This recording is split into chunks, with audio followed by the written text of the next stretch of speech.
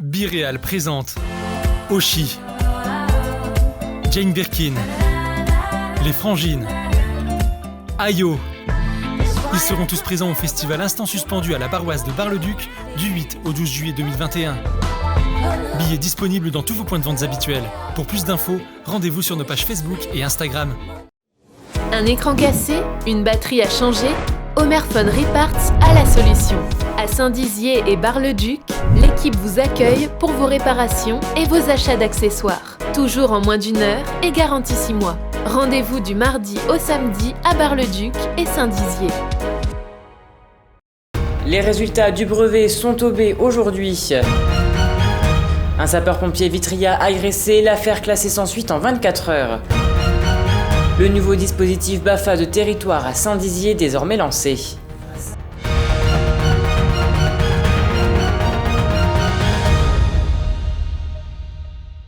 Bonsoir à tous et bienvenue dans votre journal week-end du 9 juillet 2021. Et c'est enfin les vacances pour les collégiens. Les résultats du diplôme national du brevet sont tombés ce vendredi pour les élèves de 3e. L'Académie de Reims enregistre un taux de réussite à 87,8%, soit 1,1 point de moins par rapport à l'année dernière. Une baisse qui se manifeste dans la série générale comme dans la série professionnelle. Et nous sommes allés à la rencontre des collégiens désormais diplômés. Écoutez. Et c'est cool, on se sent bien parce que ça fait au moins 1 semaine et demie qu'on attend les résultats, donc c'est bien d'avoir été devant le tableau et d'avoir vu qu'on l'avait, quoi. Quand on a une mention, c'est quand même mieux, on se dit qu'on n'a pas juste le brevet, on a une mention, donc c'est cool d'avoir ça. C'est un vrai accomplissement. Ça s'est bien passé parce que du coup on avait pu faire avec le brevet blanc, donc on était déjà un peu habitués, puis nous on a des DS, donc on est déjà habitués aux examens qui sont plutôt stressants. Moi je m'attendais vraiment à pire pour ma part, parce que le brevet blanc c'était quand même beaucoup plus dur que le brevet et vu qu'on a déjà été habitué pendant 2 ans à faire des DS, les épreuves c'était normal en fait. Du coup je pense que ça va aussi m'ouvrir des portes par rapport au stage parce qu'ils verront si on est des bons élèves ou pas grâce aussi aux mentions et aux résultats tout au long de l'année, quoi. On a beaucoup travaillé tout le long du collège et en soi ça nous a permis de clarifier et d'être fiers de nous, quoi, pour les vacances et l'entrée au lycée. Ça s'est déroulé sur 2 jours et on était mis en confiance quand même par les professeurs qui nous surveillaient et au sein des classes et tout, c'était bien. Ça signifie la fin du collège, qu'on va rentrer au lycée et puis content d'avoir eu une mention pour ma part. C'est l'accomplissement de 3 années de travail, 6e, 5e, 4e et aussi 3e d'ailleurs. C'est l'accomplissement, c'est la fin, ça y est, la fin du collège et l'entrée au lycée. Et merci à Julien Voirin et Alison Godefroy pour ces images. Ce vendredi après-midi aux alentours de 17h, les sapeurs-pompiers de Saint-Dizier sont intervenus sur un accident de la circulation sur la route nationale 4 entre Ancerville et Saint-Dizier. Au total, une dizaine de pompiers étaient présents. Selon la gendarmerie meusienne, la voiture accidentée aurait freiné brusquement et mis ses feux de détresse.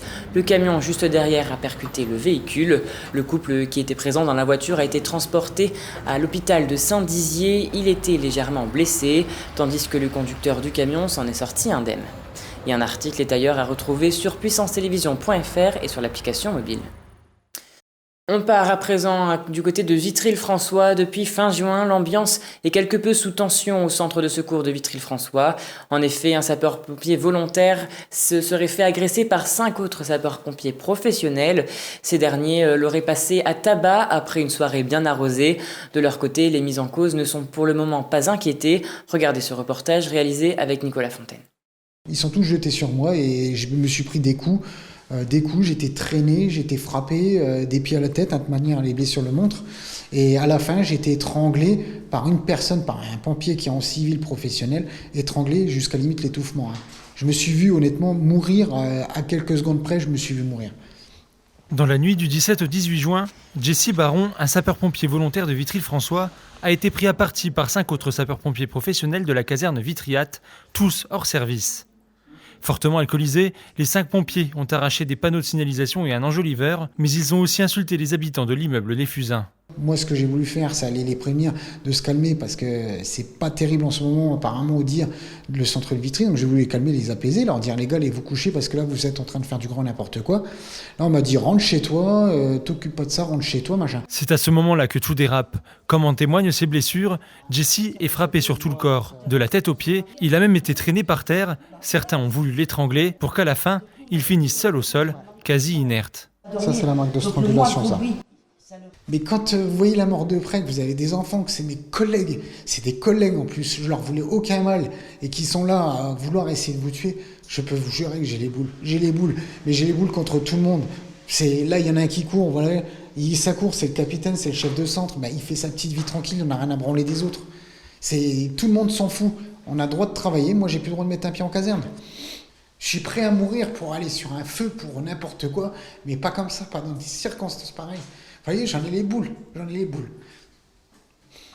Sa compagne, ainsi que de nombreux voisins, ont été les témoins de cet épisode effroyable, tous marqués par la violence de la scène. J'ai pas de mots pour définir, franchement, mais là, c'est des pompiers quand même, c'est ça qui est professionnel de surcroît. Et même nous, se faire insulter comme on s'est fait insulter, non mais c'est quoi ça? Pour moi, c'était un lynchage. C'était un lynchage en règle. Le mot n'est pas faible. Moi, à aucun moment, j'ai vu M. Baron me porter de coups. Il avait à peine franchi le portail de la caserne que c'est lui qui s'est ramassé une volée de bois vert, excusez-moi l'expression. Ah oui. De toute façon, j'ai cru qu'ils allaient le tuer. Et le pire, c'est qu'après, Claude, il a dit, il est mort. Ça, j'ai entendu ce mot-là, il est mort. Nous, on le voyait mort. Ah, moi, je le voyais mort. Ah ouais, même ma voisine d'en dessous, parce que ma voisine d'en dessous, elle le connaît très bien. Nous, on le voyait mort. Ah ouais. Et pire, il y avait du monde autour, mais j'ai dit, maintenant, ils vont le laisser tabasser. Non, mais c'est inadmissible. Et qu'on va lui mettre tout sous le dos. J'ai vu mon conjoint se faire trangler, de vous à moi. Je l'ai vu de mes propres yeux. Donc, se faire traîner aussi. Et puis, il y a un moment, un des pompiers m'a dit de sortir. Ils ont fermé le portail et à partir de ce moment-là, je ne sais pas ce qui s'est passé après. J'ai sans cesse cette image-là qui me revient et c'est pas évident. C'est pas évident avec 2 enfants et tout, donc c'est pas évident non plus de... Voilà, on essaye d'en parler, mais pas trop devant eux. C'est pas évident. Jesse a été transporté à l'hôpital Vitria. Les gendarmes ont également embarqué les autres sapeurs-pompiers. Mais au final, l'affaire a été classée en 24 heures, ce qui révolte les voisins. Non mais attendez, c'est inadmissible. En plus, il ne demandait rien à personne. On s'en prend au bien de sa femme. Moi, je suis désolé. Moi, je suis entièrement d'accord avec lui. Oui. Et ils veulent classer l'affaire. Et c'est ça qui doit nous sauver la vie, vous vous rendez compte? Non mais attendez. Nous avons contacté le service départemental d'incendie et de secours de la Marne pour éclaircir cette affaire, mais une enquête administrative est en cours, il est donc impossible pour eux de prendre la parole publiquement. Cependant, ils condamnent avec la plus grande fermeté les faits, jugés inacceptables et inqualifiables. Fin de citation. Et passons à présent à l'image du jour et restons dans la Cité Rose à Vitry-le-François. Comme on le voit, la plage est en train de s'installer sur la place d'Armes dans le cadre de l'opération Une place au soleil. Elle ouvrira d'ailleurs ses portes dès demain à 14h. Et qui dit été dit également vacances, l'occasion de passer son BAFA. La ville de Saint-Dizier a lancé récemment son nouveau dispositif BAFA Territoire pour accompagner les jeunes vers un parcours de formation autour des métiers de l'animation. C'est d'ailleurs ce mercredi que s'est tenu le premier jour de formation pour cette dizaine de stagiaires, comme vous l'explique Élise Chartier dans ce reportage. Le BAFA, un diplôme qui permet d'encadrer à titre non professionnel des enfants et des adolescents en accueil collectif. Jeudi, c'était le premier jour de formation pour les stagiaires du nouveau dispositif BAFA Territoire au centre socioculturel de Saint-Dizier.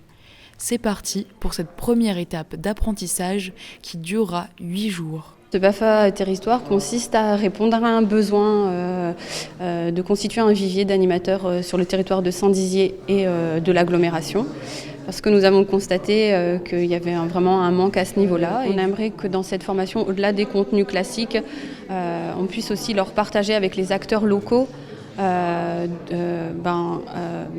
les ressources qu'il y a sur le territoire, les défis qu'il y a aussi sur ce territoire de Saint-Dizier. En fait, il portera un peu nos couleurs, en fait, ce BAFA.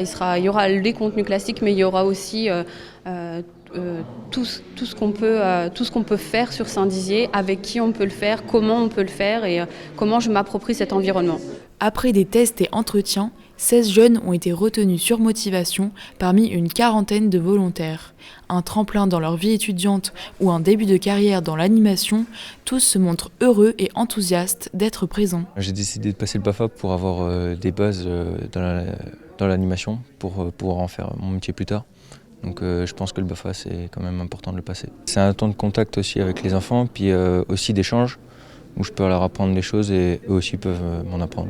Je suis contente d'avoir déjà été sélectionnée, parce qu'il y avait du monde, et donc du coup, ça me rend heureuse d'être ici. Ça m'a motivée de voir que la ville de Saint-Dizier organisait ça, parce que de base, je voulais déjà faire quelques petits métiers pendant mes vacances, etc. Et me dire que j'avais un diplôme qui pouvait m'aider à trouver ce métier, ça m'a beaucoup plus motivée. Durant cette première journée, ils se sont rendus au gymnase pour présenter chacun une animation ludique et facile à réaliser. Mon jeu, ça va être l'épervier. Donc il y aura un chasseur et des éperviers. Et le but du chasseur, ce sera de toucher les éperviers pour que les éperviers deviennent à leur tour aussi des chasseurs. Mais derrière ces jeux se cachent des notions éducatives sur lesquelles ils ont échangé en détail. Les objectifs d'une telle mise en situation, ça leur permet de justement avoir une première approche en tant que meneur de jeu, en tant qu'arbitre d'une animation, quels sont mes besoins et que dois-je faire finalement pour que ça se passe bien de A à Z. Un animateur, quand il met en place une animation, il ne le fait pas juste pour amuser des enfants, il le fait en général pour répondre à une valeur souvent éducative, soit qui vient de lui, soit qui vient de l'ensemble de l'équipe pédagogique, ou soit qui vient directement d'une volonté au niveau de la structure. Les jeunes enchaîneront ensuite avec un stage pratique, puis un stage de perfectionnement. Enfin, ils se disperseront à travers les centres de Saint-Dizier, Chevillon ou encore Louvemont, une fois leur BAFA en poche. Et voilà, c'est la fin de cette édition. Merci à tous de l'avoir suivi. Dans un instant, vos prévisions météo de demain. Très belle soirée à vous. Toute l'actualité qui vous concerne, à voir et ou à revoir, dès maintenant sur puissancetélévision.fr et sur notre application mobile.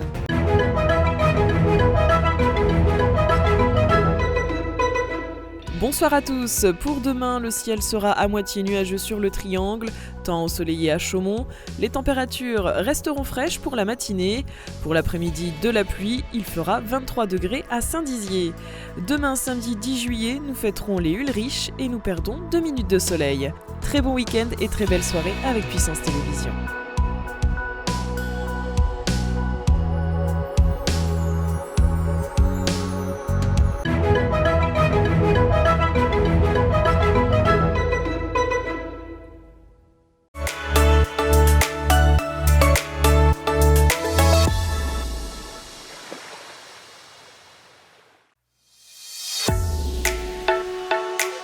Bonjour à tous et bienvenue dans votre météo des plages. Celle-ci s'annonce plutôt grise. En effet, si ce week-end vous prévoyez d'aller au lac du Der, on annonce des orages sur les plages de la Cornée du Der, à Giffaumont, à Champaubert et aux sources du lac. Les maximales atteindront 24 degrés sur le lac. La température de l'eau, quant à elle, ne dépassera pas les 19 degrés. Enfin, le vent ne soufflera pas à plus de 10 km/h.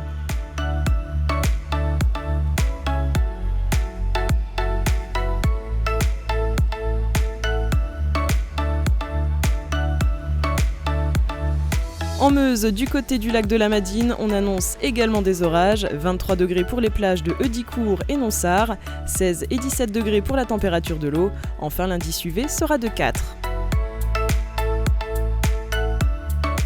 Si vous cherchez du soleil, ce n'est pas non plus dans l'Aube que vous le trouverez. Au lac d'Orient, à la plage de Géraudot, de Ménil-Saint-Père et de Lusigny, on annonce aussi des orages, il fera 23 degrés et la température de l'eau sera à 17 degrés.